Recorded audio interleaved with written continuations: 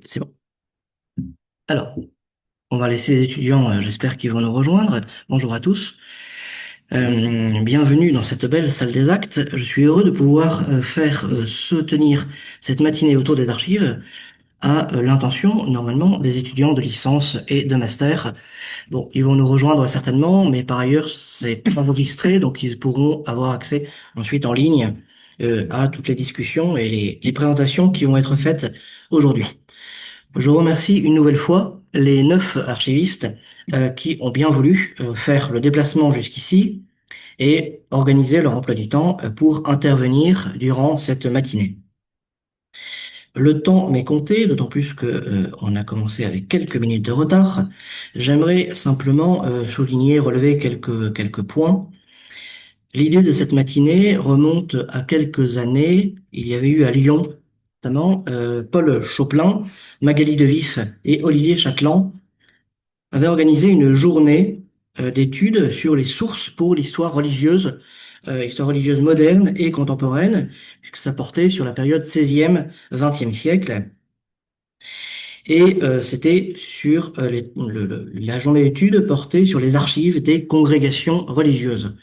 Qu'est-ce que les archives de congrégations religieuses pouvaient apporter à la recherche de manière générale, comment les traiter, comment les aborder et comment les mettre en valeur.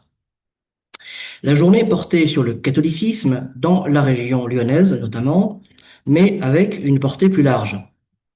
Et sur les 2 années précédentes, avait été abordé le judaïsme et l'islam également dans les archives lyonnaises et aussi au niveau national. Par ailleurs, à l'occasion d'une journée annuelle de l'Association des archivistes de l'Église de France, j'avais eu l'occasion d'échanger avec des archivistes autour de ces questions. Les archives, c'est pas uniquement les archives publiques, les archives d'État, mais aussi des archives privées ou semi-publiques, que sont donc les archives diocésaines ou de congrégations religieuses. J'avais eu l'occasion également d'échanger avec des étudiants l'année dernière, d'autres années, qui montraient, c'était normal, sinon une ignorance, du moins en tout cas une méconnaissance du monde des archives, du monde religieux, que ce soit les archives diocésaines ou les archives de congrégations, d'associations religieuses. Donc l'idée est venue de là, faire découvrir, ou pour certains découvrir plus avant, à des étudiants notamment intéressés par l'histoire religieuse, les ressources que peuvent représenter pour un travail de recherche des archives de congrégations ou d'institutions religieuses, en leur permettant également d'avoir un premier contact avec les archivistes de ces différentes institutions. Le deuxième point que je voudrais mettre en avant, c'est la diversité des sources qui vont être présentées durant cette matinée, en gardant bien en vue qu'elles doivent être complétées ou renforcées avec d'autres sources publiques et inversement. Faire l'histoire d'une congrégation religieuse se fait en croisant des sources publiques et privées, des archives administratives, des rapports de préfets, des statistiques, tout cela qui va être présenté donc aux archives nationales dans la série F19 sur les cultes, et des documents internes à une communauté, des histoires de communauté, des chroniques de communautés ou de congrégations, éventuellement des correspondances privées aussi riches qu'elles soient, euh, qui ne peuvent en aucune manière être traitées comme s'il s'agissait d'une vérité à part entière. C'est la vérité d'un témoin, une correspondance, mais il faut les croiser avec autre chose, avec d'autres données, sous peine d'avoir un regard faussé parfois sur des réalités. Il faut oui donc croiser les regards pour aboutir au plus juste, mais donc un journal personnel, des mémoires, comme on va évoquer notamment avec ce qui est conservé aux archives de l'Institut catholique de Paris, ont une valeur, mais doivent absolument être passés au tamis de la critique, comparés avec d'autres éléments, au risque donc d'être pris pour la vérité, mais qui n'est que la vérité d'un témoin de son temps, et d'autant plus pour des mémoires. Cette diversité de sources donc oblige cependant à certaines limites et je souhaiterais simplement évoquer un manque hein, dans ces différentes présentations, qui intéresse hein, évidemment l'histoire religieuse des 19e et 20e siècles, qui est l'histoire de la presse. On aura l'occasion d'aborder normalement les archives d'un journal qui a eu une part importante dans l'histoire religieuse du 19e siècle, qui est le journal L'Univers. D'autres journaux pourraient être abordés, d'autres sources de presse, des maisons d'édition également pourraient être abordées. Je sais qu'on en avait parlé il y a quelques années avec Rémi M. Delacote, mais il y a aussi un centre d'édition important qui a déjà commencé à faire un travail d'histoire interne, qui est La Bonne Presse, Bayard Presse.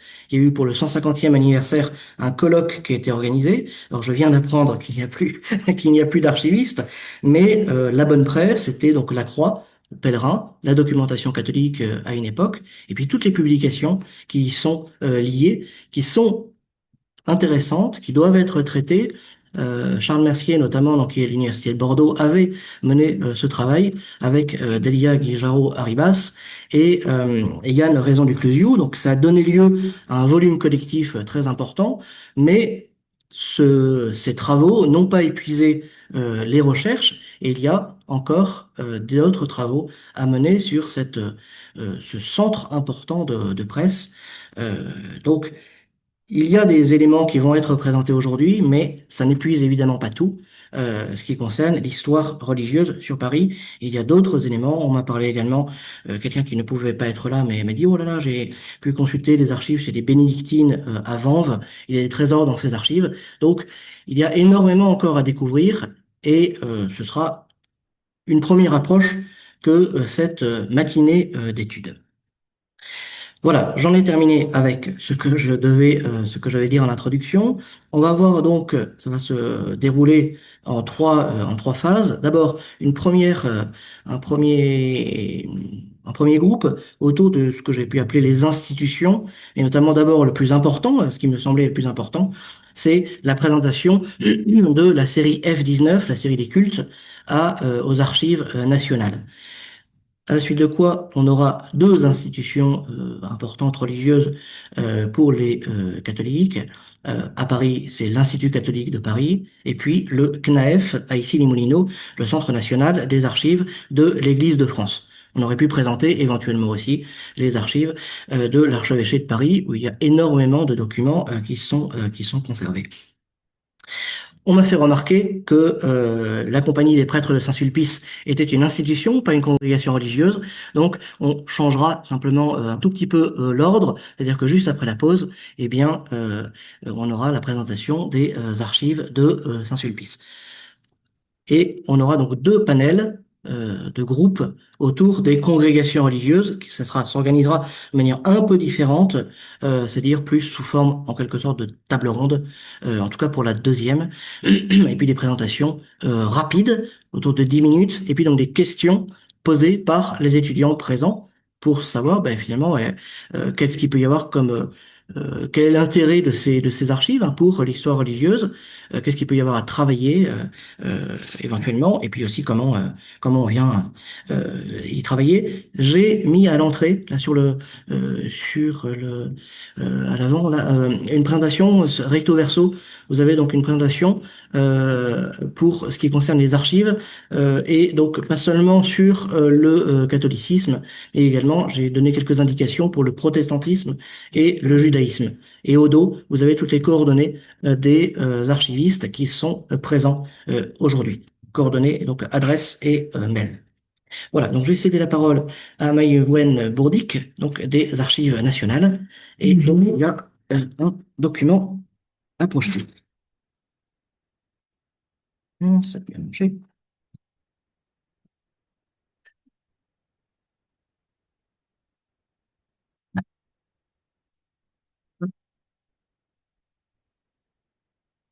Et c'est bien chargé. Bonjour à toutes et à tous, je suis Maëlène Bourdic, je travaille aux Archives nationales sur le site de Pierrefitte-sur-Seine. Hop là. Ah non, c'est pas partagé à l'écran. Euh, tac, tac, tac. F12. F12. Non, c'est pas sûr. Euh,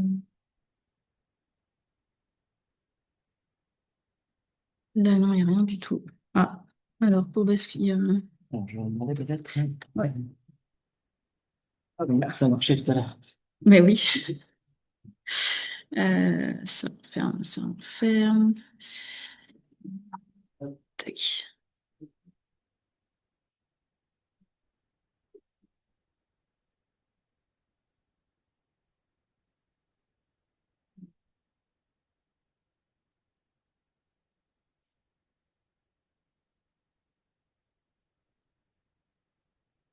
Bon.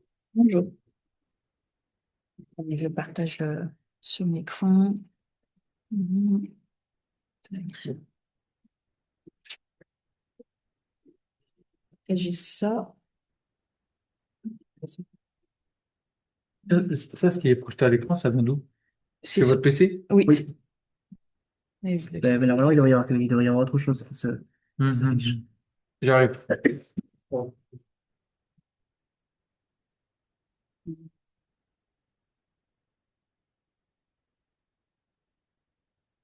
comment on fait? Comment on projette? Euh,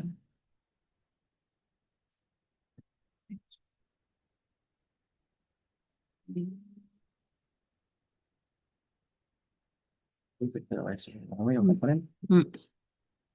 Non, il ne détecte pas d'écran. Ok.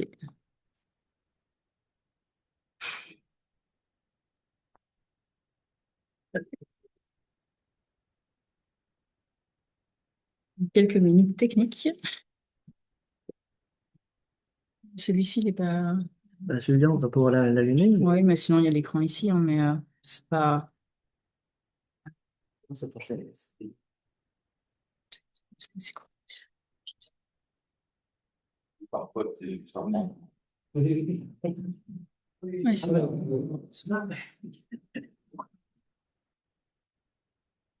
Ça va aller. Donc, je travaille aux archives. C'est bon. C'est bon. Aux archives nationales sur les fonds du ministère de l'Intérieur depuis la Révolution. Et donc, dans ces fonds-là, il y a, entre autres choses, la sous-série F19 qui est consacrée aux archives de l'administration des cultes que je vais vous présenter donc, ce matin. Donc, brièvement, les archives nationales donc, ont été créées en 1790 et elles concernent les archives des organes centraux de l'État, c'est-à-dire des ministères, gouvernements, présidences, avec quelques exceptions pour la défense, les affaires étrangères et le ministère de l'économie qui ont leur propre service d'archives, et un certain nombre d'organismes d'envergure nationale, des archives privées, dans lesquelles on pourra aussi retrouver des choses intéressantes par rapport à l'histoire des cultes. Donc, il y a aujourd'hui 2 sites de conservation des documents d'archives et de consultation. Les Archives nationales à Aix-Pierrefitte, puisque désormais c'est Saint-Denis, en commune nouvelle, et le site de Paris, le site historique qui concerne les archives antérieures à la Révolution française et les archives du Minutier central. Je passe sur la définition des archives, je pense que ça ira. Euh, Donc, parmi les nombreux outils que les Archives nationales mettent à disposition, on a notamment le portail documentaire. Donc, on a l'essentiel des instruments de recherche, des inventaires, fiches d'aide à la recherche qui sont dématérialisés. Donc, on peut chercher en plein texte ou avec des systèmes de recherche avancés. Donc, plus de 31 000 inventaires qui sont en ligne. Il y a des nouveautés ou des republications tous les jours. Et on a également 13 millions d'images numérisées qui sont accessibles directement en ligne. Il y en a un petit peu plus qui sont accessibles en interne pour des raisons de diffusion, mais déjà 13 millions d'images en ligne. Donc, on a également un certain nombre d'outils pour aider les chercheurs, soit à un niveau débutant, soit à un niveau expert, à s'orienter dans les fonds. Il y en a plusieurs sur l'histoire religieuse, avant la Révolution, après la Révolution, pour faire des recherches sur des parcours plus personnels ou à différents moments. Et à partir du portail, on a énormément de démarches en ligne qui sont possibles, puisqu'on peut réserver des liasses d'archives à consulter, faire des demandes de reproduction, voire des demandes d'aide à la recherche quand on n'a pas réussi à identifier des choses ou on cherche des choses complémentaires à partir des inventaires. Donc, pour accéder, les archives conservées aux archives nationales, on a plus de 380 kilomètres d'archives. Et on a deux systèmes de cotation. Donc, le cadre de classement qui a été érigé au 19e siècle, qui permettait de classer, conserver les documents de manière thématique. Et dans ce cadre de classement historique, on va avoir la sous-série F19 qui concerne les archives des cultes, donc de l'ancienne administration des cultes sous le Concordat. Ça n'est pas le seul endroit où on va trouver des archives concernant les cultes, puisque on va pouvoir, dans une moindre mesure, avoir des choses intéressantes, notamment tout ce qui est relation avec les préfectures, les rapports de préfets qui sont dans la sous-série F1A ou F1C. Voilà, donc ça, c'est le cadre de classement historique, mais on a toujours des versements qui concernent les cultes, avec aujourd'hui et depuis la loi de séparation des églises et de l'État, les versements du Bureau central des cultes, alors qu'ils sont beaucoup moins volumineux que ce qui était versé quand il y avait le régime concordataire. Et ces versements d'archives du Bureau central des cultes sont cotés avec un système de cote continu, donc par exemple 1999, 0252 4. Voilà, mais on a quand même encore aujourd'hui beaucoup de versements, et ces versements, c'est pas parce qu'ils rentrent aujourd'hui aux archives nationales qu'ils ne concernent pas le début du XXe siècle, parce que parmi ce qui est encore très produit, alors en papier, parce qu'on a encore beaucoup de papier au ministère de l'Intérieur, on a au niveau des volumes de versement du Bureau central des cultes, beaucoup de choses qui concernent les dons et legs et tout ce qui va être les libéralités aux congrégations. Et donc, on a beaucoup de choses qui remontent au 19e siècle, qui sont encore versées aujourd'hui. Tout ce qui va être déclaration d'utilité publique, etc. Donc, même si ça rentre en 2026, ça peut quand même concerner la fin du 19e siècle et le début du 20e siècle. Donc, il faut, quand on envisage des recherches dans ce corpus-là, à la fois songer à la sous-série F19, mais également au versement postérieur du Bureau central des cultes. Alors en chiffres, la sous-série F19 aux archives nationales fait partie des plus consultées parce qu'elle est assez volumineuse. Pour la sous-série F19, on a plus de 13 000 cotes, donc cartons, et donc on a 1,7 km linéaire, ce qui est assez conséquent. Et les versements du Bureau central des cultes, depuis 1977, il y en a eu 29, c'est plus de 1000 cotes et 200 mètres linéaires, et on en a assez régulièrement.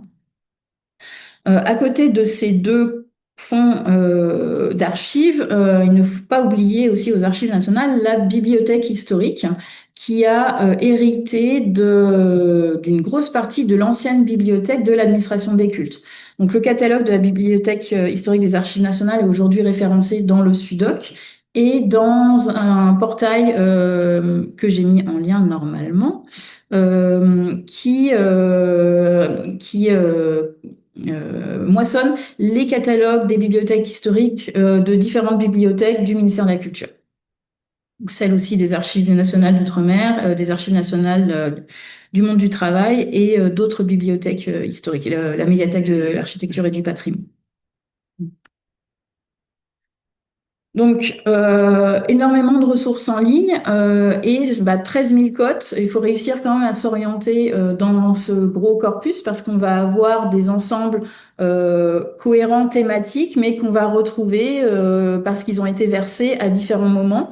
Donc, on va retrouver des choses sur les dons et legs ou la police des cultes dans plusieurs blocs, groupes de boîtes d'archives dans la sous-série F19. Donc, pour s'orienter, le plus simple, c'est de passer par le plan d'orientation générale qui est sur la salle de lecture virtuelle ou par le biais des 3 notices producteurs donc, qui sont rattachés à tous les inventaires. Donc, on a une notice pour le ministère des cultes qui existe au tout début du 19e siècle. Ensuite, une autre notice pour la direction des cultes, donc là, beaucoup plus conséquente avec l'essentiel de la sous-série F19 qui est rattachée. Et puis depuis 1911, parce qu'en fait, la fin de l'administration des cultes, ça traîne un petit peu, le temps qu'on rattache toutes les missions à différentes nouvelles administrations, donc le Bureau central des cultes, à partir de 1911. Donc le gros de la sous-série F19, ce sont des documents produits sous le Concordat, donc qui résultent de toutes les dispositions réglementaires mises en place par le Concordat.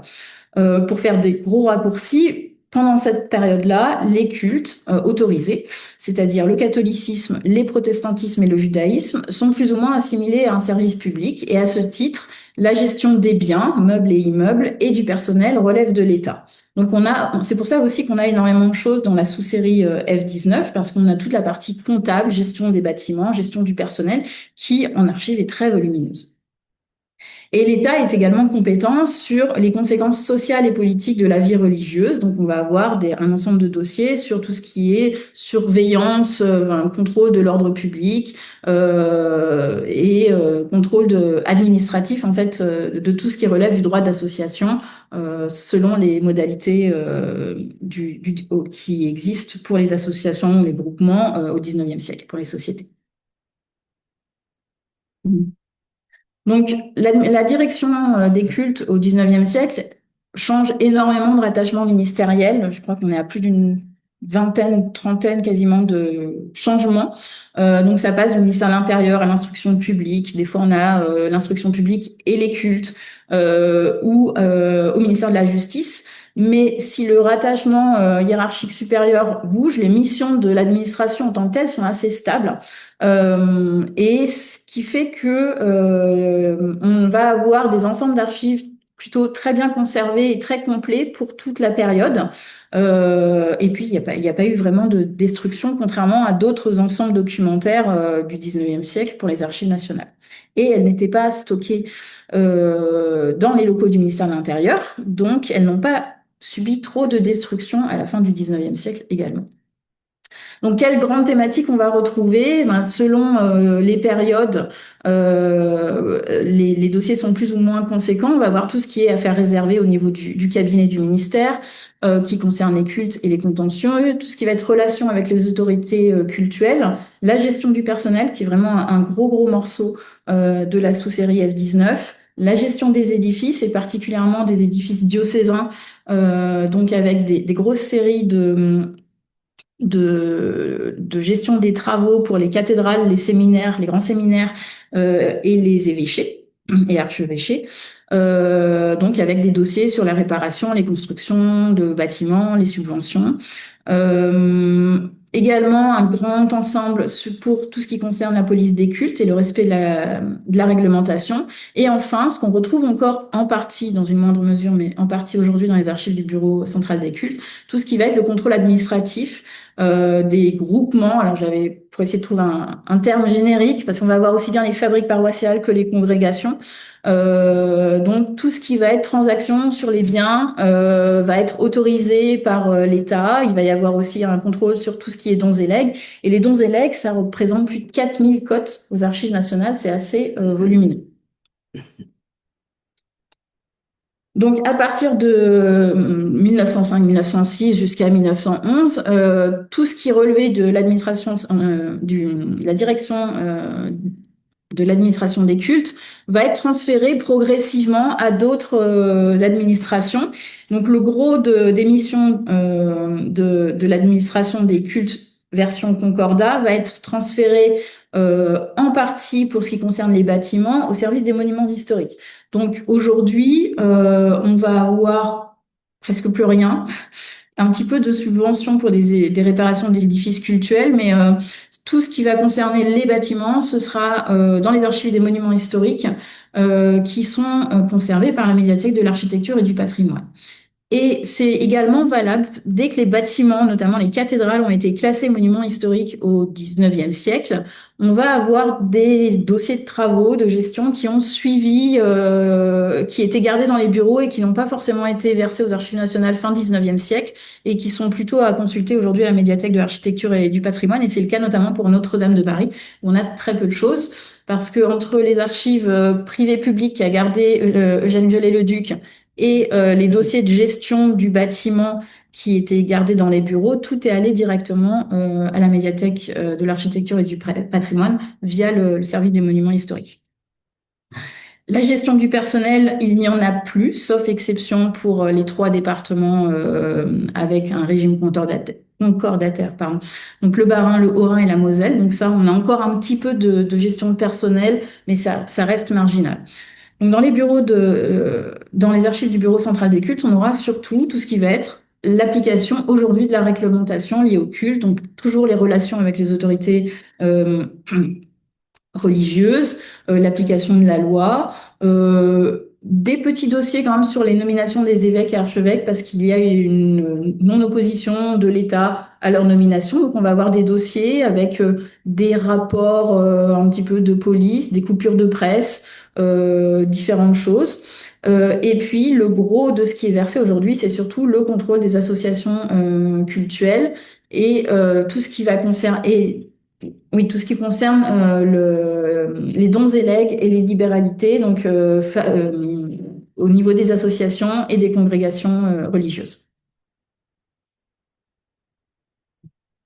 Donc, dans la sous-série F19 et dans une bien moindre mesure dans les archives plus récentes, on va trouver toute une foule de thématiques très intéressantes qui dépassent le simple fait religieux où on va avoir vraiment aussi, on peut faire de l'histoire du patrimoine, de l'histoire économique, parce qu'on a quand même beaucoup de choses sur la gestion des travaux avec toute la procédure de validation, les études des architectes diocésains, etc. Et donc, je vais vous présenter quelques petits projets ces dernières années qui ont été réalisés sur ces fonds-là aux Archives nationales et qui peuvent donner des pistes de recherche avec des inventaires assez détaillés. Donc, un gros projet que j'ai pris en main et achevé donc les premières années où j'étais aux Archives nationales, c'est un gros chantier sur les dossiers de travaux de restauration des cathédrales au XIXe siècle. 350 cartons avec énormément de plans et dessins qui servaient aux architectes des bâtiments historiques aujourd'hui. Donc des plans très intéressants au niveau histoire et patrimoine. Et donc il y a eu un gros traitement sur les plans qui ont été intégralement numérisés, restaurés quand il y avait besoin, parce qu'il y avait beaucoup de calques, et qui sont désormais en ligne. Il y a également 325 photographies du 19e siècle sur ces corpus-là. Et dans les dossiers de travaux eux-mêmes, plus manuscrits, on a des inventaires très détaillés qui ont été rédigés, c'est-à-dire que tous les dossiers de travaux sont analysés au type de travaux, en mentionnant les entreprises retenues, les architectes en charge des travaux, les dates, le nombre de pièces, parce que ça permet de donner une indication sur le volume un petit peu des travaux. Et donc, ça donne un certain nombre de pistes de recherche sur l'art religieux, mais également l'histoire économique, l'urbanisme, parce que c'est le moment où on aménage les abords des cathédrales qui sont au centre des villes, sur l'histoire des techniques aussi, parce que ce sont des bâtiments assez imposants pour lesquels il faut souvent imaginer et réaliser des prouesses en matière d'échafaudage ou de techniques de restauration. Et, et c'est assez en lien avec ce qui se fait aujourd'hui, puisqu'aujourd'hui, on restaure ce qui a été restauré au XIXe siècle. Dans une moindre mesure, parce que le travail sur les chantiers de cathédrale était assez conséquent, on a en plus donc de tout ce qui concerne le culte catholique, une petite partie qui concerne les autres cultes autorisés dans les archives de F19, donc les cultes autorisés au XIXe siècle, le judaïsme et les protestantismes. Et donc, comme on a des dossiers de travaux pour la restauration des cathédrales, on va avoir des dossiers de travaux pour les restaurations, réparations, constructions de synagogues et de temples. Et donc, j'ai mené une opération de description au dossier de ce qu'on avait pour les synagogues et extraction des plans. Donc, on a un inventaire détaillé maintenant également des plans pour les synagogues et cimetières israélites. Et quitte à faire les trois cultes, je poursuivrai sur les temples où il y a plus de boîtes que pour le culte israélite. Donc, il y aura également, en fait, un inventaire détaillé des plans et des dossiers pour ces ensembles-là de bâtiments. Donc, quelques documents d'archives quand même. Euh, donc, dans les dossiers de restauration des cathédrales, on va avoir donc des rapports, des devis, les relations entre le préfet, l'évêque et l'administration centrale qui va libérer l'argent pour engager les travaux, un certain nombre de plans. Et donc, je ne sais pas si vous apercevez un petit peu. Donc, les inventaires en ligne vont vraiment être très détaillés pour donner plein de pistes de recherche et montrer la richesse de ces fonds. Autre gros ensemble sur ce qu'on conserve dans la sous-série F19, c'est tout ce qui concerne le personnel. Donc, il y a des inventaires nominatifs par grade, parce que pour la hiérarchie élevée, on va avoir des dossiers de personnel. Et donc, il y a eu dans les années 80-90 des inventaires détaillés. Donc ça, tout ça est accessible en ligne. Et puis, on a des gros ensembles thématiques qui sont rattachés à ces dossiers de personnel, mais qui sont regroupés par thématique, donc tout ce qui concerne la mutation, les secours et pensions, les infractions, les décorations. Et en ce moment, on a un projet d'indexation d'un gros fichier des ecclésiastiques catholiques sous la Troisième République. En fait, c'est des fiches nominatives qui ressemblent à ça et qui sont classées par diocèse et qui sont indexées par des bénévoles en ligne. Le projet a été lancé il y a 2 ans et demi. Les bénévoles ont tout indexé et moi derrière je compile et je fais des inventaires nominatifs et ces fiches elles sont assez intéressantes parce que bon, ça permet dans un point central d'avoir une photographie un petit peu du clergé catholique. Donc on est sur le clergé séculier, donc qui est en poste avec les différentes mutations entre 1880 et 1905 en gros, et puis toutes sortes d'informations après sur les relations avec la commune sur place, la préfecture, l'évêché et l'administration centrale dans une période de laïcisation, notamment de l'enseignement. Donc on va avoir énormément de mentions de faits pour lesquels on peut trouver des sources ailleurs.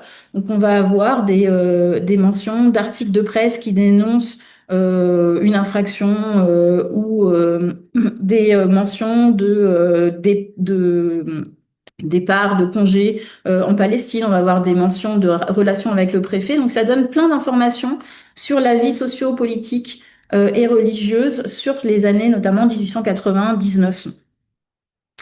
Donc là, actuellement, il y a 46 000 notices qui sont indexées et consultables en ligne. Les fichiers Excel sont également téléchargeables librement. Donc, on peut engager des recherches plus thématiques sur ces archives-là.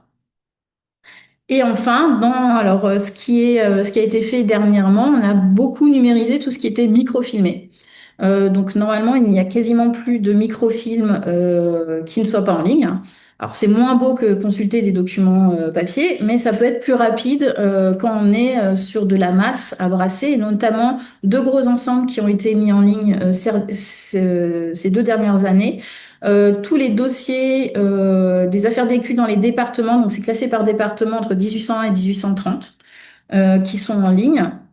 Et les séries de microfilms qui avaient été faites aussi sur énormément de liasses concernant les cultes protestants, israélites, musulmans et dissidents au XIXe siècle, avec notamment les registres de délibération des consistoires, un certain nombre de dossiers concernant le personnel, les relations avec les instances religieuses, etc. Donc ça, on a 56 000 images, il me semble, qui sont en ligne sur juste ces liasses de F19 qui ont été numérisées. Et puis, donc voilà, ça reste du microfilm, mais ça peut être pratique pour des premières recherches avant d'aller aussi creuser plus loin. Et puis, on essaye aussi de valoriser toutes ces sources sur l'histoire religieuse dans le cadre d'un partenariat que les Archives nationales ont avec Wikimedia France, en mettant en ligne sur Wikimedia Commons, en plus de notre site internet, des documents. Donc, sur les travaux de restauration des cathédrales, il y a 2900 plans, 300 photographies. On en a sélectionné 350 qu'on a mises en ligne sur Commons pour qu'elles soient aussi plus diffusées.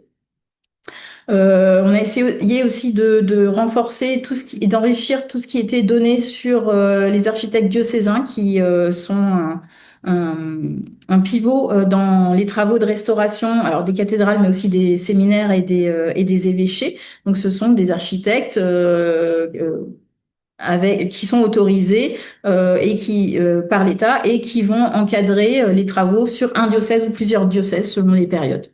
Et on essaye également de mettre régulièrement des documents en lien avec l'histoire des cultes issus des fonds, donc que ce soit le décret Crémieux ici, la loi de séparation des églises et de l'État, ou des signatures, celle de Jeanne Viollet-le-Duc est issue des fonds des sous-séries F19. Donc là, c'est la sous-série F19, mais sur certaines thématiques, on est bien sûr obligé de croiser les sources, donc avec d'autres sources non publiques. Et puis même aux Archives nationales, on va avoir des choses dans ce qui va être plus gestion relation du ministère de l'Intérieur avec ses agents sur le territoire, donc les préfets, dans d'autres sous-séries. Et on va retrouver également des compléments de ce qu'on va trouver en administration centrale, en archives départementales, voire en archives municipales, dans les séries V notamment. Mais c'est quelque chose, on voit que les sources dialoguent très bien à différents échelons. C'est pas si.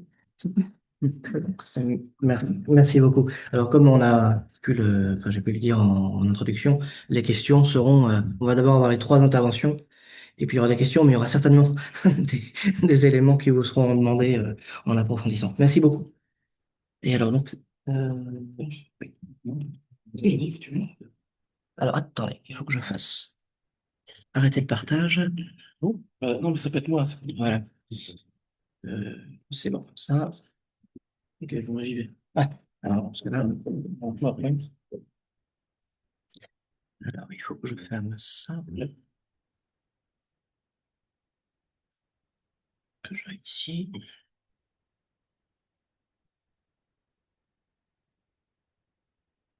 C'est bon comme ça? Oui. C'est là? Oui, ça va être ça. Non, C'est bon comme ça? oui, ça va. Merci. Donc, je me présente, Valentin Favry. Donc, je suis responsable du Centre national de l'Église de France, des archives de l'Église de France. Je vais vous présenter aujourd'hui un certain nombre de fonds d'archives. Évidemment, ce ne sera pas exhaustif. Alors même si on a moins de kilomètres que les archives nationales, on a tout de même 6,5 kilomètres d'archives qui sont essentiellement des archives contemporaines. J'y reviendrai tout à l'heure. Et donc, c'est le service d'archives de la Conférence des évêques de France, qui est l'institution nationale collégiale de l'Église catholique en France. Vous avez les diocèses au niveau territorial et au niveau national, vous avez ce qu'on appelle la Conférence des évêques de France, qui regroupe en fait l'ensemble des évêques qui sont à la tête des diocèses. Et cette institution va donner des orientations nationales au niveau de l'Église qui seront appliquées dans les diocèses. Donc en fait, on a un certain nombre de services dans la Conférence des évêques de France qui vient coordonner, aider les diocèses de l'Église catholique. Et tout ça, ça produit énormément d'archives. C'est ces archives-là qu'on conserve plus d'autres archives et j'y reviendrai tout à l'heure. D'abord, en fait, je profite de cette intervention qui était spécifique au CNAEF pour vous parler un peu plus des archives de l'Église en général et vous dire que vous pouvez trouver plein de fonds d'archives dans les diocèses ou au CNAEF, puisque vous avez tous les fonds paroissiaux que vous trouvez dans les archives diocésaines. Donc, c'est assez conséquent. Les archives des diocèses elles-mêmes, donc normalement dans chaque diocèse, donc, qui correspond plus ou moins à des départements. Je dis plus ou moins parce qu'il y a des exceptions, on ne va pas y revenir aujourd'hui. Mais donc, vous avez un service d'archives historique par diocèse. Vous avez les communautés congrégations, là je ne vais pas du tout détailler parce que vous avez des congrégations qui vont intervenir tout à l'heure. Des associations, le monde catholique, c'est énormément d'associations, associations de charité, associations d'aide en tout genre. Et donc, toutes ces associations-là produisent aussi des archives et c'est extrêmement intéressant de les étudier si on veut comprendre le monde catholique au XXe siècle. Vous avez les particuliers, donc nous on a des archives de particuliers, donc c'est des personnes qui ont une mission particulière au sein de l'Église et qui remettent leurs archives dans un service d'archives. Et puis vous avez le CNEF, donc le service d'archives national de l'Église catholique en France, rattaché à la Conférence des évêques de France. Je vous présente aussi le guide des fonds qui a été mis en place depuis 2016 par l'Association des archivistes de l'Église de France. Donc, c'est le réseau de l'ensemble des archivistes de l'Église qui regroupe donc évidemment tous les archivistes des diocèses, les archivistes des congrégations, instituts catholiques et autres. C'est important à savoir puisque cette association vous propose sur son site internet un annuaire sous forme géographique et aussi avec un moteur de recherche qui vous permet d'accéder à l'ensemble des coordonnées des services d'archives de l'Église. Donc vous voyez sur la carte, en bleu ce sont les diocèses et en rouge ce sont les congrégations religieuses. Donc ça vous donne déjà une idée du nombre de services d'archives que vous pouvez contacter. Et en plus des coordonnées, vous avez aussi un descriptif des fonds d'archives que vous pouvez trouver dans ces services d'archives. Et puis après, il vous reste à contacter l'archiviste. C'est une ressource extrêmement précieuse et d'autant plus si votre sujet de recherche concerne un territoire bien précis, je vous invite vivement à vous rendre sur ce guide des fonds. Donc simplement aef-asso.fr et après vous avez accès à tout ça. Alors, maintenant, je vais vous parler un peu du CNEF. Donc, comme je vous disais, on a 6,5 km d'archives. Ce sont pour moitié des archives de la Conférence des évêques de France et de ses services. Alors, les services de la conférence, ça peut être des services assez communs, comme le service juridique qui vient conseiller tous les diocèses sur plein de sujets. Mais vous avez aussi des services à caractère pastoral. Par exemple, le service pour les relations avec le judaïsme, toutes les relations entre l'Église catholique et le judaïsme, pareil avec les musulmans. Vous avez aussi toute la pastorale liturgique, tout ce qui concerne la catéchèse, le catéchuménat. Donc tout ça, ce sont toutes les actions nationales sur ces sujets, elles sont dans nos archives, qui font en fait des centaines de fonds d'archives, voilà. Et on a en plus des archives de la Conférence des évêques de France, en fait, énormément de fonds, d'associations, de mouvements catholiques. Je vais vous en citer tout à l'heure.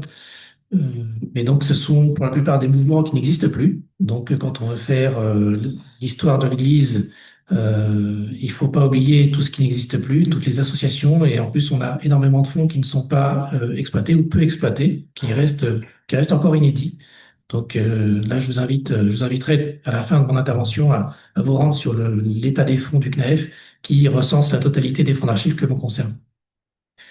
Donc nous avons quelques chercheurs par an, puisque on a 130 inscriptions et 272 séances de consultation, ce qui est plutôt honorable, ce qui veut dire qu'on a des chercheurs tous les jours, essentiellement universitaires.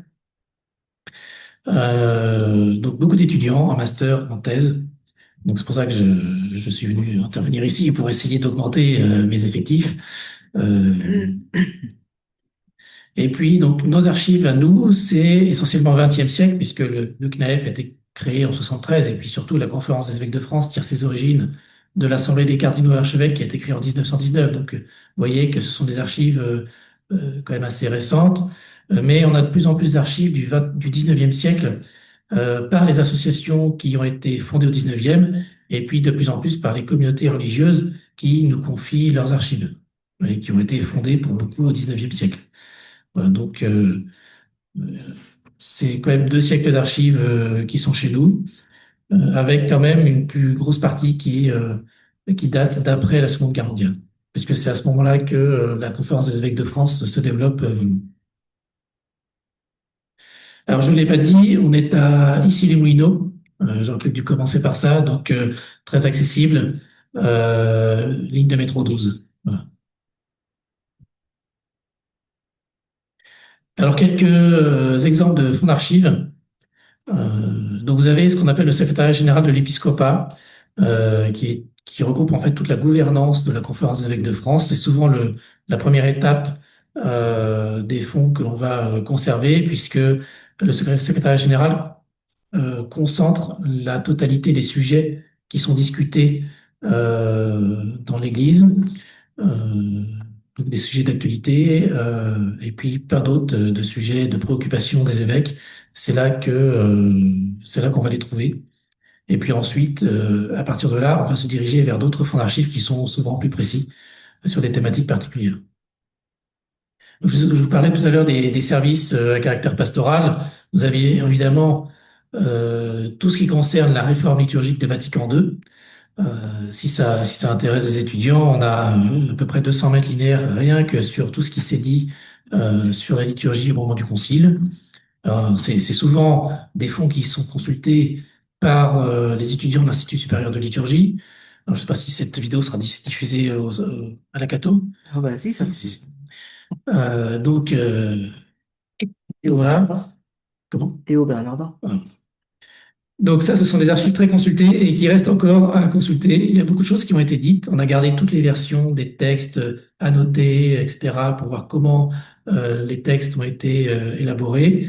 Donc tout ça, ça peut faire des sujets de recherche. On a, par exemple, le fonds des JMJ de Paris, donc les Journées mondiales de la jeunesse, qui ont été organisées à Paris en 97, qui ont concentré énormément de jeunes à Paris. Et donc ça représente aujourd'hui 60-70 mètres linéaires pour comprendre un peu comment ça s'est passé. On a après plein d'autres fonds d'aumônerie, comme l'aumônerie des gens du voyage, qui est aussi un fonds assez consulté, mais qui reste encore à explorer. Et puis les communautés catholiques francophones dans le monde. Donc tout le lien entre l'Église de France et puis les communautés catholiques qui essaiment partout dans le monde. Et j'y reviendrai pas parce qu'on a aussi des congrégations missionnaires qui ont plein d'archives là-dessus. Donc, ça sera dit un peu plus tard dans la matinée. Un des fonds les plus connus, chez nous, c'est l'aumônerie générale des prisonniers de guerre. Alors, pour l'instant, je vous parle surtout de fonds consultés, mais après, je vous parlerai de fonds moins consultés inédits. Mais celui-là, je ne peux pas faire la passe, puisque c'est en fait toute l'aumônerie, toute l'assistance spirituelle qui a été coordonnée à Paris auprès des prisonniers qui étaient dans les stalags et les oflags. Donc on a plein de cartes de correspondance entre les aumôniers et l'aumônerie générale, qui a été dirigée par Jean Rodin, qui est donc le prêtre qui a fondé ensuite le Secours catholique. Donc c'est pour ça que c'est un fonds quand même assez consulté. Et d'ailleurs, j'en profite pour dire que cette année, on va commémorer les 80 ans du pèlerinage du retour, qui est un pèlerinage qui a eu lieu à Lourdes en 46 par l'ensemble des prisonniers qui sont revenus des camps après la guerre. Ensuite, vous avez des fonds d'archives sur toutes les questions juridiques qui sont liées à la laïcité, parce qu'on a énormément de fonds sur la laïcité, la façon dont l'Église a réagi par rapport à ça et tout ce qui, toutes les adaptations qu'il a fallu faire d'un point de vue juridique. Pareil pour la sécurité sociale, ça a été un gros sujet, et toute la protection sociale du clergé sont des sujets qui méritent encore d'être étudiés, de la façon dont l'Église a dû mettre en place un certain nombre de structures pour venir en aide aux prêtres religieux, religieuses, pour assurer un revenu. Voilà. Et puis globalement, donc, toute action nationale de l'épiscopat français au XXe siècle se retrouve d'une manière ou d'une autre dans nos archives. Donc, dès que vous avez un sujet de recherche, en fait, qui concerne plus ou moins loin l'opinion de l'Église, enfin, si l'opinion de l'Église entre dans votre sujet de recherche et que ça se passe au XXe siècle, forcément, vous allez venir nous voir.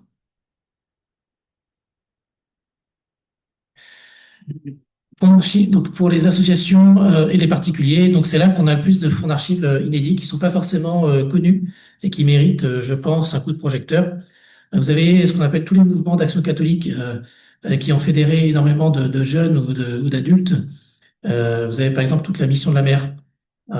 Donc là, on a des archives extrêmement intéressantes sur la vie maritime au début XXe siècle jusqu'à aujourd'hui, notamment les jeunes marins avec la JMC, la Jeunesse maritime chrétienne. Alors j'ai mis des sigles, mais je vais vous les détailler. La CGH, c'est l'Action catholique générale des hommes. Euh, et puis l'ACI, l'Action des catholiques des milieux indépendants. Tout ça, ce sont en fait des mouvements qui fédèrent un certain nombre de personnes d'une classe sociale particulière. Et ça permet de comprendre un peu comment les catholiques vivaient et leurs opinions. Et donc, dans les mouvements de jeunesse, on a aussi donc la JIC, qui est l'équivalent de l'ACI, mais en version jeune, ça s'appelle la Jeunesse indépendante chrétienne. La version féminine, la JKF, et puis la GEC, la Jeunesse étudiante chrétienne. Tout ça, ce sont des mouvements qui existent encore, qui n'ont pas leur vigueur des premiers temps, mais qui tout de même existent. Après, vous avez les grands mouvements catholiques que l'on connaît, le Secours catholique. Donc, le Secours catholique, c'est quand même assez énorme. Et donc, on a toutes leurs archives historiques. Je parlais de Jean Rodin tout à l'heure. Donc, on a toutes les archives du fondateur jusqu'à la fin du XXe siècle. Et il y a encore beaucoup d'archives au Secours catholique lui-même. Et de temps en temps, des transferts sont faits chez nous. Les Scouts et Guides de France. Donc, ça, c'est notre fonds d'archives le plus important, puisqu'il fait 730 mètres linéaires. Donc c'est pour un service archive comme le nôtre, c'est quand même énorme. Donc on a en fait toutes les archives depuis la fondation du mouvement dans les années, enfin au début du XXe siècle jusqu'à la fusion des scouts et des guides de France en 2004.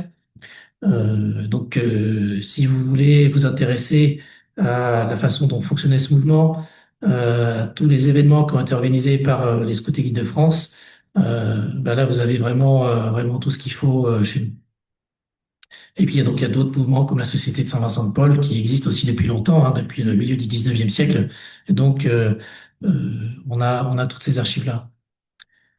Après, donc, j'ai listé quelques thèmes très larges hein, sur des fonds d'archives qui pourraient vous intéresser, sur la violence, la paix, la guerre. Donc, vous avez toutes les archives de Pax Christi, c'est un mouvement qui se bat pour la paix dans le monde, qui existe d'ailleurs partout dans le monde. Et donc, on a les archives de la section française, avec tous les discours, les interventions, le journal de la paix.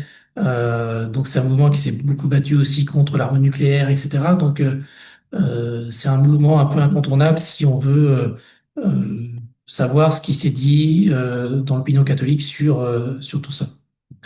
Et puis vous avez aussi l'Action chrétienne pour l'abolition de la torture, la CAT, pareil, qui agit dans le monde entier justement contre la torture. Et donc on a énormément de témoignages dans ces archives sur tout ça, sur des disparitions, etc. Donc là, c'est assez intéressant et c'est un fonds qui n'est pas si exploré que ça, malgré l'intérêt. Des fonds d'archives sur l'enfance. Donc, vous avez l'Action catholique de l'enfance, dont on va fêter les 90 ans l'année prochaine, donc qui intervient énormément dans la pastorale des enfants et aussi sur la protection de l'enfance. Vous avez aussi des fonds d'archives sur l'éducation spécialisée, avec notamment le fonds de Henri Bissonnier, qui était prêtre éducateur. Il y aura énormément de témoignages donc, d'enfants, et donc sur la pastorale des personnes handicapées. Et puis le mouvement international d'apostolat des enfants qui s'appelle le MIDAD. Et ça, ce sont des fonds en fait qui sont pas beaucoup explorés. Donc il y a vraiment des sujets de recherche inédits à faire là-dessus. Ensuite, le sujet des femmes. Donc on a énormément de fonds d'archives là-dessus avec le mouvement d'Uni qui a été fondé dans les années 30, cofondé donc par un prêtre et qui vient en aide aux femmes qui sont en situation de prostitution surtout. C'est un mouvement abolitionniste. Et donc là, pareil, on a énormément d'archives qui sont en fait quasiment jamais consultées et c'est bien dommage. Ensuite, au niveau national, je vous parlais de l'Action catholique générale des hommes, vous avez aussi l'Action catholique générale des femmes qui existe encore aujourd'hui, comme le mouvement d'Uni d'ailleurs aussi. Et donc là, c'est l'Action catholique des femmes, c'est 150 mètres linéaires qui nous sont rentrés d'un coup, donc sur tout le XXe siècle. Et là, c'est pareil, il y a beaucoup de sujets à traiter sur les femmes dans l'Église. Et puis je redis ici le fonds de la JKF dont je parlais tout à l'heure. Après, on a d'autres thèmes assez intéressants. Donc tout ce qui concerne le milieu ouvrier et toute l'action catholique, toute l'action de l'Église en faveur des personnes en milieu ouvrier. Vous avez les prêtres ouvriers à la Mission de France, mais vous avez aussi plein de fonds d'archives liés à la situation sociale des personnes en milieu ouvrier. Pareil pour le milieu rural, énormément de fonds d'archives sur la famille, et puis la mission à l'étranger. Et puis enfin, on commence à rentrer quelques fonds d'archives du monde religieux avec des congrégations religieuses et des instituts séculiers. C'est quelque chose qui va se développer dans les années à venir, compte tenu du baisse des vocations. De nombreuses communautés religieuses vont fermer dans les dizaines d'années qui viennent, et donc on travaille actuellement à conserver, sauvegarder leurs archives. Donc moi, je ne détaillerai pas plus parce que tout à l'heure, des congrégations religieuses vont venir nous parler. Et puis, au-delà des archives, on a aussi énormément de collections périodiques. L'Église adore produire plein de revues en tout genre, parfois des revues qui durent quelques années, parfois des revues qui existent toujours. Mais rien que sur les périodiques produits par les mouvements, par les services de la conférence, on a plein euh, de sujets, je pense, à traiter. Voilà, donc toutes ces collections-là, en fait, on les conserve. Ça représente environ 400 mètres linéaires d'archives, rien que de journaux et de publications en tout genre. Rapidement, j'aborde la question de la communicabilité, parce que si vous venez chez nous, vous verrez que ou dans les diocèses, les conditions de communicabilité ne sont pas forcément les mêmes que dans les services publics, donc il ne faut pas que ça vous étonne. On a des délais qui sont dans le privé un peu plus longs que dans le public, selon la nature des archives, si c'est de la gouvernance, si c'est des données personnelles ou données sensibles. Et dedans, on a les actes de baptême, par exemple, qui ne sont pas consultables avant longtemps. Euh, donc, faut pas que ça vous surprenne, mais il y a toujours possibilité de faire des demandes de dérogation lorsque le fonds d'archives n'est pas consultable dans l'immédiat. Et en général, enfin, en tout cas, pour ce qui concerne le CNEF, toutes les demandes de dérogation sont acceptées à partir du moment où elles sont motivées parce que les archives rentrent dans un sujet de recherche bien précis et parce que les étudiants sont dans des études qui nécessitent la consultation des archives. Donc, voilà, c'est juste qu'il faut prendre en compte ce délai qui peut allonger votre recherche. Voilà. Donc, ça me paraissait important à préciser. Il ne faut pas considérer que les archives de l'IS sont fermées, bien au contraire, elles sont très ouvertes. Simplement, voilà, on a des procédures et des délais qui peuvent un peu allonger les demandes. Et puis donc les coordonnées, alors Martin vous les a données tout à l'heure. Euh, donc j'y reviens pas plus. Donc voilà, on est à Issy-Moulineaux, c'est très accessible. Voilà. Et puis on est aussi présent sur X, si ça vous intéresse. Voilà. Et puis on a un site, donc cnef.catholique.fr, sur lequel vous trouverez l'état des fonds du CNEF. Donc en fait, ça liste la totalité des fonds d'archives. Alors tous nos inventaires à nous ne sont pas en ligne, bon parce que bon, ça prend du temps et des moyens, mais on les met de plus en plus en ligne sur le portail France Archives qui est géré par le ministère de la Culture. Mais sinon, vous avez la totalité des fonds d'archives listés sur notre page internet, voilà, cnef.catholique.fr. Voilà, c'est bon pour moi. Juste.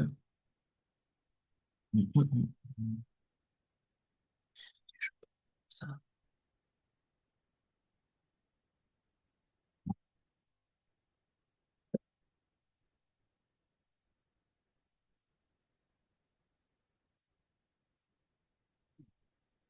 Bonjour, moi je suis Serge Sologub, l'archiviste de l'Institut catholique de Paris. Et si l'Institut catholique de Paris fête aujourd'hui cette année les 150e anniversaire de sa fondation, le service des archives, lui, n'a que 50 ans à peu près. Donc vous voyez, on s'est rendu compte au moment du centenaire que les archives étaient importantes et qu'il fallait peut-être les rassembler en un même endroit pour que les historiens puissent venir faire des recherches. Alors ça y est pour le 100e anniversaire, pour le 150e anniversaire, un peu moins malheureusement.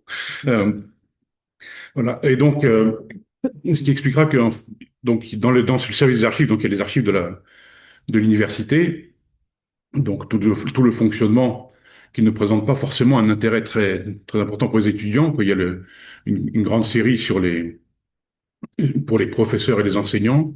Je pense que si on faisait la série des professeurs soi-disant de l'Institut catholique, elle serait peut-être beaucoup plus grande que la série des professeurs effectifs. Voilà. Mais il y a aussi, je dirais, la partie la plus importante, la plus intéressante peut-être pour les étudiants, c'est les fonds qui ont été versés euh, par des personnalités extérieures, donc que Martin évoquait un peu avec le journal L'Univers et la famille Veuillot. Et donc, bon, Louis Veuillot, c'est aux Archives nationales, mais François Veuillot, donc, qui est le neveu et qui était journaliste aussi, et une activité de 50 ans, a consigné tout ça dans un journal qui attend des étudiants pour travailler dessus, je pense, de 1902, avec quelques brides, même antérieures, jusqu'à son dernière entrée à l'hôpital en 1952, à la veille de sa mort. Il a consigné les relations qu'il avait, c'est très important. Je dirais l'autre grand journal qui est aux archives de l'Institut catholique de Paris, c'est le journal du cardinal Baudrillard, mais qui lui a déjà été publié par le père Paul Christophe de la faculté catholique de Lille. Euh, voilà, 10 000 pages imprimées. Mais associé à ce journal, il y a toutes les archives du cardinal Baudrillard, qui représentent 350 cartons, dont 170 de correspondance. C'est une personnalité importante, un peu, que je dirais, sa mémoire est un peu oubliée ou un peu condamnée à cause de la guerre, mais il a quand même été une personnalité en relation avec beaucoup de monde. Il a été sur son épitaphe, il y a un des 40 de l'Académie, et donc il a eu des correspondances avec tout le personnel de tous ses confrères de l'Académie, le monde politique, le monde culturel, oui, donc des écrivains, même ceux qui sont pas à l'Académie, et en particulier les relations avec le Saint-Siège, que quand il y avait plus de relations entre la France et le Saint-Siège officiel, ça passait souvent par lui, et donc il y a tout un travail qui a été fait, et je dirais, peut-être l'heureuse surprise, c'est que j'ai reçu un jour un coup de téléphone Nous sommes de la famille du cardinal Baudrillard et on voudrait verser des archives. Qu'est-ce qu'on peut encore recevoir après 350 cartons? Et en fait, c'est les archives de la famille et en particulier la correspondance entre le futur cardinal et ses parents. Donc ça c'est très intéressant. Et puis la correspondance. Alors malheureusement, c'est les lettres de Baudrillard à Monseigneur Dulst, donc le fondateur de l'Institut catholique de Paris, qui était son père spirituel. Alors je dirais la plus belle lettre a déjà été publiée par le recteur Philippe Borden, où il annonce qu'il va devenir prêtre. Et dont il parle des difficultés d'ailleurs que son père a d'accueillir cette nouvelle. Et donc j'ai pas eu le temps encore de chercher, mais je pense que dans la correspondance avec son père, il doit y avoir aussi tout le cheminement que fait le père pour accepter cette vocation. Donc voilà, là, il y a il y a de quoi faire. Mais donc, il y a des choses très intéressantes. Et puis, les archives, il y a eu une belle reliure, d'ailleurs, il a relié les correspondances d'un de ses camarades, Alphonse Fouriès, qui était, donc un de ses camarades de l'école normale, et qui est, parti faire des fouilles, du côté de Smyrne, et qui est tombé malade là-bas et qui est mort d'une maladie dans les années 20. Il y a donc cette correspondance que le cardinal a récupérée et bien et reliée. Donc c'est aussi, je pense qu'il y a un petit sujet de mémoire intéressant sur les fouilles françaises en Asie. Euh, voilà, dans les choses aussi étonnantes, je dirais bon, il y a les archives que les professeurs qui travaillent sur des archives, et je pense soit oublient de les rendre, soit se débrouillent pour qu'elles soient confiées à l'Institut catholique. La deuxième partie, c'est Monseigneur Maret, donc le dernier doyen de la faculté de théologie de la Sorbonne, donc jusqu'en 1885. Donc ces archives ont été travaillées par un doyen de la faculté de théologie à la Cato, le père Bressolette, et donc les archives ont été versées par les pères blancs à l'Institut catholique. Donc là aussi, je pense que le père Bressolette a travaillé un peu, mais je pense il y a encore des choses à faire. Et, euh, et dans ce qui a été, je dirais, travaillé et pas rendu, à mon avis, c'est les archives, par exemple, de Jean Massey, donc le fondateur de la Ligue d'enseignement, euh, qui avait été travaillé par Georges Goyot.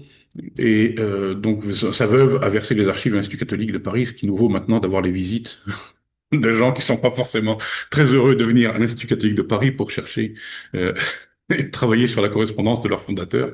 Mais voilà, c'est le clin de quoi je dirais, heureux hasard de la Providence euh, qui font ça. Je dirais, donc il y a un certain nombre dans les fonds qui ont été versés.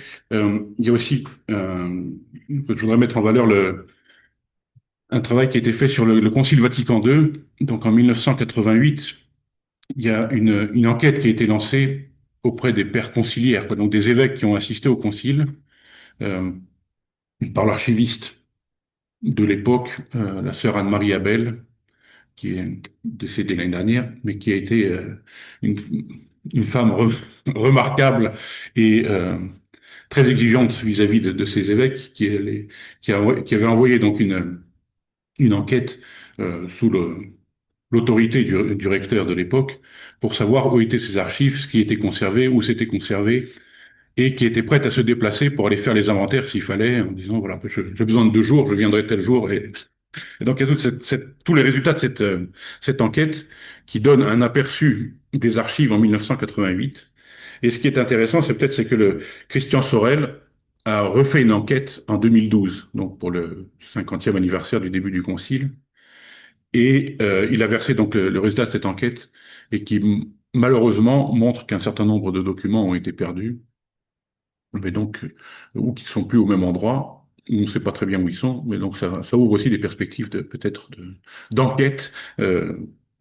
Voilà. Et à partir de ça, il y a un certain nombre de fonds qui ont été accueillis à l'Institut catholique, mais il y en a trois importants. Le fonds Hauptmann, donc qui a été le recteur de l'Institut catholique, mais et qui a été pendant le concile euh, le, le secrétaire de la rédaction, oui, de la rédaction de la Constitution apostolique Gaudium et Spes, donc sur l'Église et le monde. Et donc là, il y a tout le travail qui a été fait et qui est un travail intéressant, parce que comme c'est l'Église et le monde, il y a aussi des collaborations, je dirais, de gens du monde de la culture, du monde des sciences. Donc, il peut être, voilà, il y a un aspect théologique, mais il y a aussi un aspect qui peut être assez intéressant à étudier. Euh, D'ailleurs, le recteur Hauptmann a fait sa thèse aussi sur Proudhon. Donc là aussi, et il y a une série quoi, il y a toutes les archives de ces archives de recherche, et donc qui sont peut-être, voilà, qui avec un certain nombre de manuscrits qu'il a copiés ou fait recopier dans différents fonds d'archives et qui sont rassemblés dans un même endroit. Mais dans les autres fonds intéressants, je pense qu'il y a le fonds Le Cordier, donc qui était après le premier évêque de Saint-Denis, mais qui a été pendant le concile, un peu le porte-parole de l'épiscopat, et qui donnait beaucoup d'informations, quoi, les évêques de l'époque l'appelaient Radio Le Cordier, donc ce qui donnait aux évêques dans les bus qui les menaient de leur lieu de résidence euh, jusqu'à la place Saint-Pierre, ou lors des réunions, ils faisaient des points d'information un peu sur tout ce qui se passait, et ça peu été étudié, je trouve. Et là, il y a peut-être sur la vie, que je dirais, du concile en arrière-plan, et toutes les discussions un peu pas forcément officielles, et qui sont pas retranscrites dans les actes des conciles, il y a des informations intéressantes à tirer. Euh, voilà. Et sinon, ouais, et il y a le journal aussi de Monseigneur Blanchet, donc qui était le recteur de l'Institut catholique de 1946 à 1966, qui a tenu son journal. Alors, la première partie de son journal n'est pas ici, était au diocèse de Rouen. Euh, et malheureusement, donc il a été, costé une personnalité assez importante, puisqu'il a été évêque de Saint-Dié pendant la guerre, et en particulier au moment du bombardement de Saint-Dié par les Allemands. Il a été il est resté au milieu de la population, voilà. Et donc il a tenu le journal toute cette époque-là, et puis il continue par la suite. Donc c'est aussi toute cette vie d'après-guerre qu'il raconte. Et là aussi, quoi. Donc moi j'ai juste publié là avec un professeur des extraits qui concernent le Concile Vatican II, mais il y a toute une partie de la vie de l'Église et de la vie de l'Institut catholique qui peuvent être intéressantes. Voilà, et après, donc, il y a un certain nombre de fonds qui sont aussi conservés à la bibliothèque de l'Institut catholique de Paris, puisque, comme je le dis, les archives n'ont été fondées, quoi, le service des archives n'a été fondé qu'après 1975. Il y a des fonds qui ont été déposés à la bibliothèque avant cela. Je pense en particulier au fonds Paul Pisani, donc qui était professeur d'histoire de religieuse contemporaine, et qui a tout un dossier sur les prêtres de la Révolution et après la Révolution. Il y a 30 000 fiches. Il y a le fonds du général Levé, qui a été dans la colonisation, je pense, de l'Algérie, au début du XXe siècle, quoi, fin 19e, début 20e. Et puis il y a un fonds Cravenne-La Ferronnays, je pense, qui est aussi très intéressant parce qu'il y a une correspondance assez importante des personnalités catholiques avec les personnalités catholiques du XIXe siècle. Fonds de correspondance qui n'a pas forcément été très étudié. Et puis après d'autres fonds qui ont continué à être versés à la bibliothèque parce que c'était lié avec les bibliothèques personnelles d'un certain nombre de personnes. Je pense Paul Bourget, euh, Emmanuel Mounier. Et ça continue un peu. Donc, mais là, c'est bien indiqué sur le site de la bibliothèque. Il y a là, par exemple, l'enquête sur les pratiques religieuses en France de Gabriel Lebras, dont les archives sont conservées à la bibliothèque. Voilà. Je m'arrête là pour qu'on ait un peu de temps pour les questions, parce qu'il faut qu'on est arrivé à la fin du... C'est très énorme.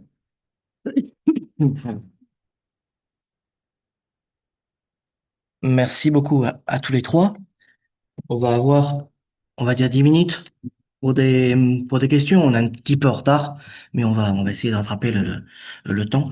J'avais moi simplement une question parce que j'avais vu passer cette information. Puisqu'il y a effectivement des archives sur le 19e siècle. Il y a eu récemment, si j'ai bien suivi, un journal d'un prêtre, d'un aumônier des oeuvres pontificaux, il me semble. Peut-être que tu pourrais en dire quelques mots. Je ne sais pas qu'est-ce que ça représente comme importance, mais Oui, c'est vrai que j'en ai pas parlé. En fait, on a énormément de petits fonds d'archives de personnalités qui arrivent par différents biais. Et là, c'est par les descendants donc, de Jules Daniel, donc prêtre qui a été aumônier des oeuvres pontificaux. Donc, c'est des archives du 19e, mais ça représente, je crois, une ou deux boîtes d'archives. C'est pas grand-chose, mais c'est de la correspondance effectivement inédite qui n'a jamais été consultée si on veut savoir comment ça s'est passé, la défense de l'État du Vatican à l'époque. Donc, alors moi, je l'ai pas encore lu, hein, je l'ai pas consulté. De toute façon, le problème, c'est que j'ai jamais eu le temps de consulter les archives. Donc, ça, c'est le privilège des chercheurs qui viennent. Nous, on peut au mieux les sauvegarder ou les classer, mais là, le classement, c'est pas du tout mon poste. Mais oui, oui, c'est un tout petit fond. Ouais. Et ça vaut le coup. En tout cas, je pense qu'il y a sans doute un sujet de master à faire là-dessus. alors je vois qu'il y a enfin, peut-être que Jacques Ollier ou Rémi, vous avez des questions peut-être à poser. Sinon, il y a des étudiants qui sont arrivés. Donc, éventuellement par rapport aux interventions qui ont été faites, est-ce qu'il y aurait des approfondissements ou des... Une question concernant ce projet que vous avez lancé sur les fichiers des ecclésiastiques de la Fondation du Crédit. Donc, ce fichier qui est en ligne, c'est très utile.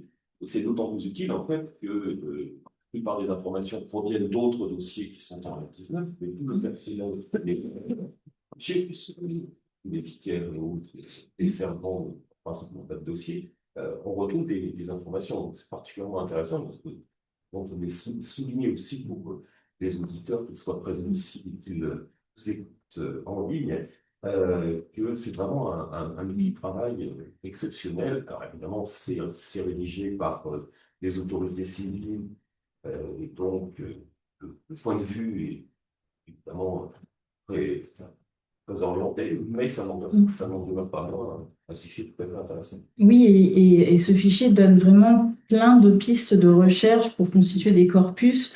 J'ai évoqué le climat socio-politique, notamment local, au moment de la laïcisation, mais on va aussi avoir plein de mentions. Alors, il y a moins de personnes concernées, mais on va avoir assez régulièrement les prêtres qui sont impactés par la faillite des banques Massé et Reynaud en 1891.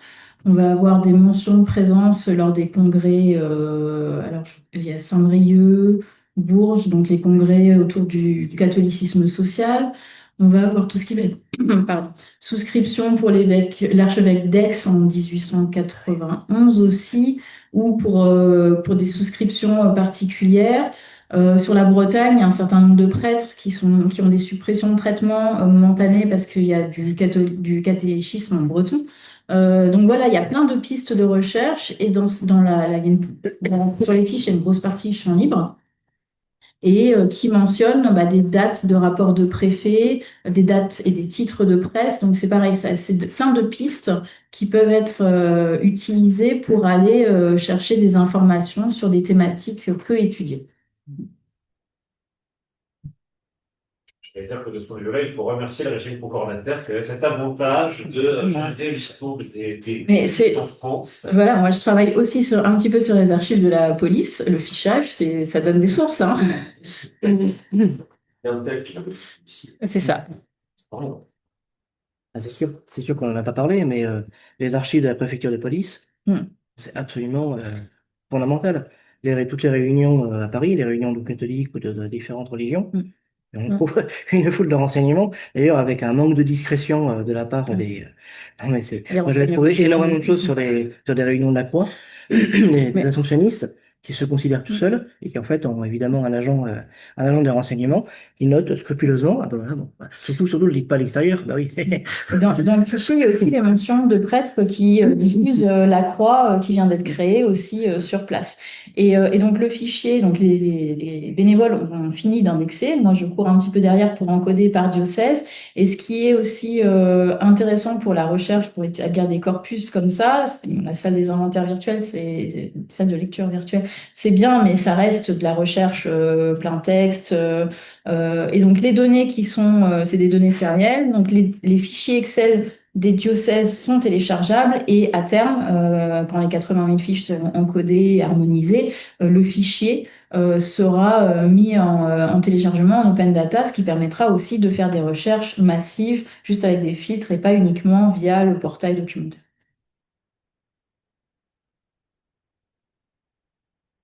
J'avais une question plus générale en remerciant tous les trois de vos présentations qui étaient très claires et qui donnent une bonne idée de ce qu'on peut trouver dans chacun de vos fonds. Je vois bien quand vous dites il y a tel fonds je prends des idées, je prends des notes aussi, on a tout le temps tous les ans des étudiants qui viennent nous voir avec nous demandant des sujets pour leur master. Est-ce que vous arrivez à avoir un suivi de ce qui se fait, des travaux qui sont faits?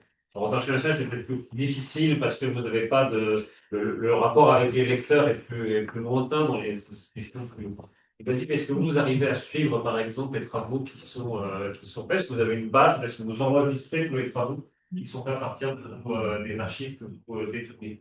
Alors, quand le chercheur s'inscrit, il renseigne son sujet de recherche. Donc, on les enregistre effectivement dans notre logiciel. Et puis après, on demande à l'étudiant, l'étudiante de nous remettre une copie de son travail lorsqu'il a terminé. Alors, comme il y a un délai entre le moment où la personne vient et le moment où le travail est terminé, parfois la personne oublie. Donc, on n'a pas forcément tout. Mais oui, on essaie de suivre ce qui se fait effectivement. Ouais. Et puis après, on a les travaux dans la bibliothèque. En fait, à chaque fois, quand c'est publié, ils sont dans la bibliothèque. Et si c'est pas publié, on les a quand même chez nous. Ouais. C'est tout l'enjeu de ce qu'on appelle les littératures grises, que nous, dans les centres de recherche, on essaye aussi de conserver, de recenser, de mettre en valeur. C'est vrai que tous ces travaux qui sont faits, de master notamment les thèses, on les repère.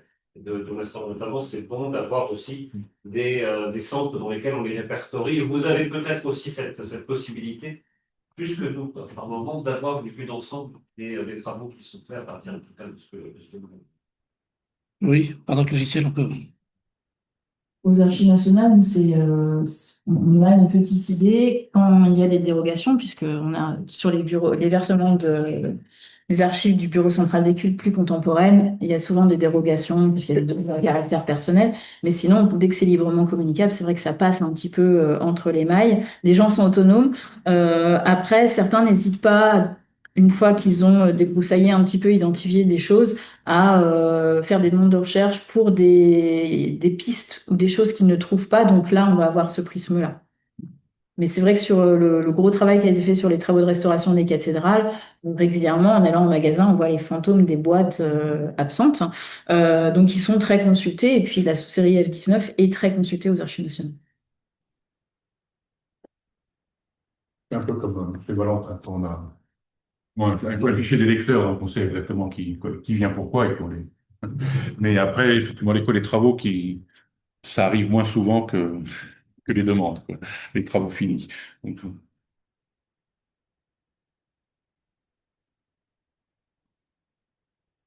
Est-ce qu'il est-ce qu'il y a une dernière question?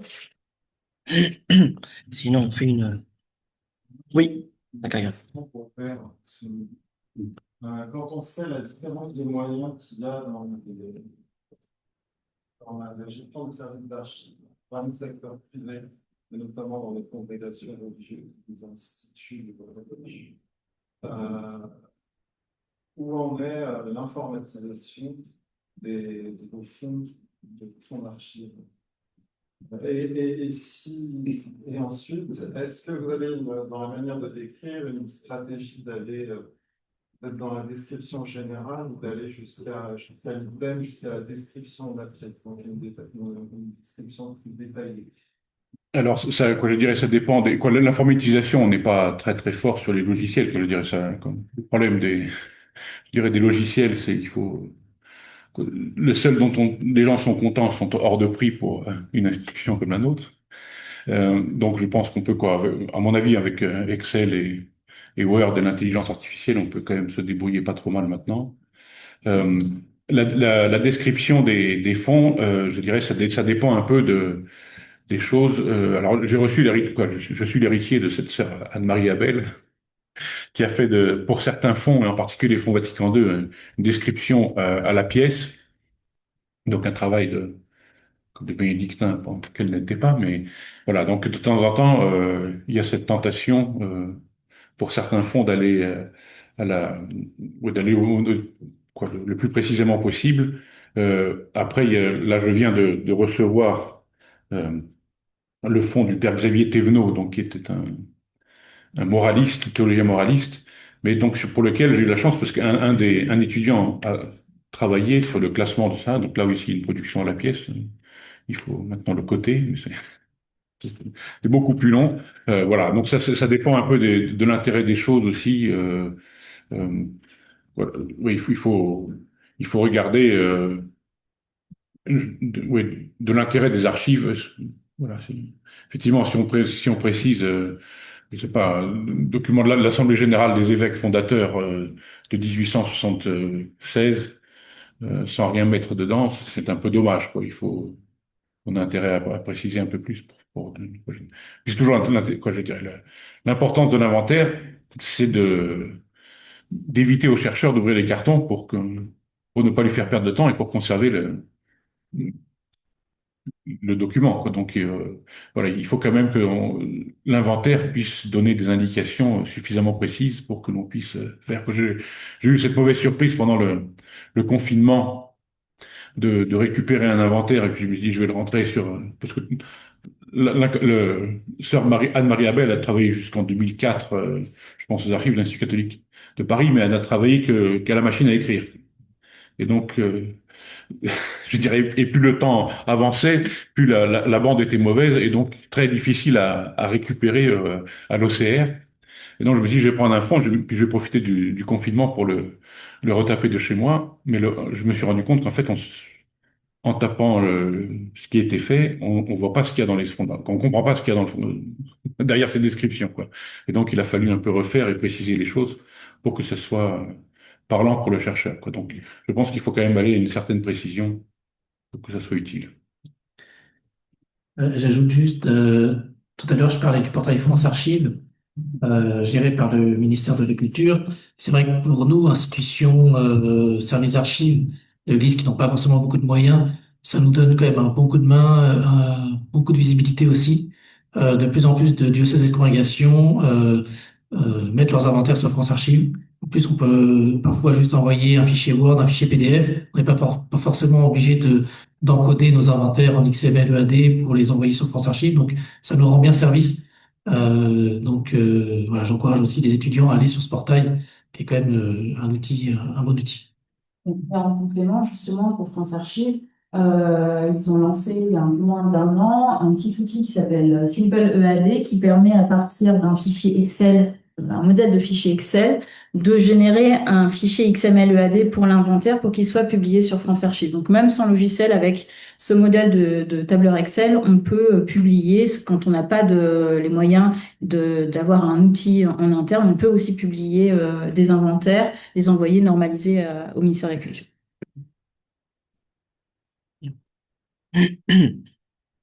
Merci donc à tous les trois. On va prendre quelques minutes de pause pour qu'on ne soit pas trop en retard sur la suite du programme.